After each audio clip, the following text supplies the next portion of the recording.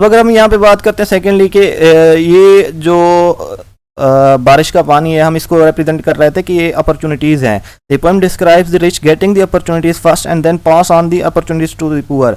अब सबसे पहले जो ऊपर वाले पत्ते हैं वो उससे मुस्तफ़ीद हो रहे हैं, उससे जो कुछ बच रहा है वो नीचे वाले जो पत्ते हैं उनको ट्रांसफ़र कर रहा है। Following droplets produce a melodious sound. The sound is the sound of happiness that the deprived ones get when they see an opportunity to fulfil their needs. अब यूजुअली यही होता है कि जब मिडिल क्लास या लोअर क्लास को कोई opportunity मिलती है तो उससे खुश होते हैं। तो यहाँ पे जो बारिश का पानी मीन के अपर क्लास से रिच लीव से पुअर लीव्स की तरफ आ रहा है, तो वो कहता है ये जो साउंड है, ये मेलोडियस साउंड आ रही है, उसको खुशगवार आवाज़ है। The poem shows difference in the lives of the poor and the blessed one. ये दोनों के दरमियान जो है वो डिफरेंस कर रही है कि उनके लिए इसकी क्या इफ़ेक्ट है, मीन की अहमियत क्या है, सिग्निफिकेंस क्या है, और लोअर लीव्स जो है मीन की जो मिडिल क्लास होती है उसके लिए इसकी अफादियत क्या है। The poet hopes for the sun to shine bright and fill every darkest corner of the tree, meaning he wants everyone in the society to get equal opportunities. Mean कि अगर हम यहाँ पे बात करते हैं, जो राइटर है वो बेसिकली यहाँ पे एक चीज़ की रिप्रेजेंटेशन कर रहा है। उसकी जो विश है, उसकी जो ख्वाहिश है वो ये है कि ये जो बारिश का पानी है ये तमाम मीन के अपर लीव्स हैं या लोअर लीव्स हैं उनको इक्वली डिस्ट्रीब्यूट हो, और उनकी जो मीन के ज़रूरियात हैं वो इक्वली पूरी हो। मीन के equal opportunities, distribution of opportunities जो है वो इक्वली होनी चाहिए। The poet thinks it would promote harmony in the society. अब इससे वो क्या कहता है कि लोगों के दरमियान, अगर हम सोसाइटी की बात करते हैं कि अगर इक्वल अपॉर्चुनिटीज़ तमाम लोगों को डिस्ट्रीब्यूट होंगी तो इसके जो साइड इफ़ेक्ट मीन के हम क्या होंगे कि लोग जो हैं इससे उनको फ़ायदा भी पहुंचेगा और वो मुफीद या कारआमद शहरी जो हैं वो भी बनेंगे। अगर हम थीम की बात करते हैं यहाँ पे, the rich in a society get all the opportunities first and after fulfilling their needs what remains is passed on to the less privileged class slowly, one after the other. An ideal society is one where rich and the poor get equal opportunities to benefit from. अगर हम बात करते हैं, यही चीज़ हम start से ही discuss करते आए हैं कि जो आइडियल सोसाइटी होती है उसमें क्या होता है कि तमाम लोग जो है ना इक्वली अपॉर्चुनिटीज़ से मुस्तफ़ीद होते हैं।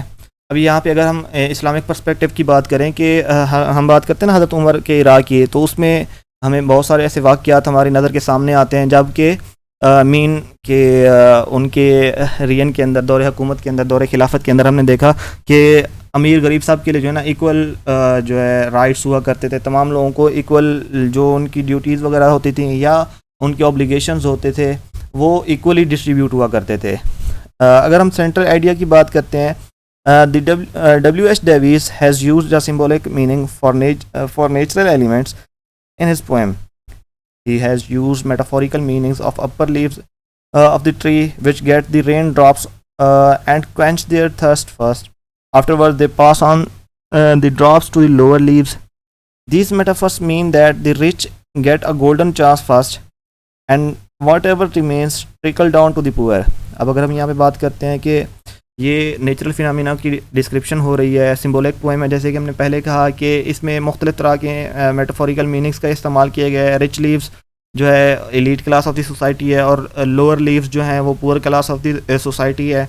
अब सबसे पहले मीन कि अगर हम ऊपर वाले पत्तों की क्वेंच की बात करें कि वो अपॉर्चुनिटीज़ को सबसे ज़्यादा पहले ही यूटिलाइज़ करते हैं, उनसे फैसिलिटेट होते हैं। जो चीज़ उनसे बच जाती है फिर वो कतरा कतरा करके जो नीचे वाली मिडिल क्लास होती है उनको ट्रांसफ़र करते हैं। अब इस तरह से जो है वो लोगों की रिप्रेजेंटेशन हो रही है एक सोसाइटी के अंदर। However, the poet is still hopeful that one day there will be equality in the society, just like sunshine which spreads all over the world without difference and equally. This sunshine is like for the rich green poor leaves. अब अगर यहाँ पे वो बात करता है कि जो राइटर है उसको ये उम्मीद है कि एक दिन ऐसा आएगा जब इंसाफ जो है वो पूरी दुनिया पे छा जाएगा। जैसे कि सूरज जो है वो नाइंसाफ़ी किसी के साथ नहीं करता, जब भी वो आता है तो वो हर डार्क राउंड ड्रॉप जो होता है वो उसको इक्वली शाइन करता है, जिस तरह से वो बड़े से बड़े पोर्शन को शाइन करता है। तो वो कहता है कि एक दिन ऐसा आएगा कि जब पूरी दुनिया में इक्वल डिस्ट्रीब्यूशन होगी कि हर लोग जो है ना इससे मुस्तफ़ीद होंगे। आई होप कि आपको आज के टॉपिक की समझ आई होगी। मिलते हैं नई वीडियो के साथ, तब तक के लिए अल्लाह हाफिज़, अल्लाह निगहबान।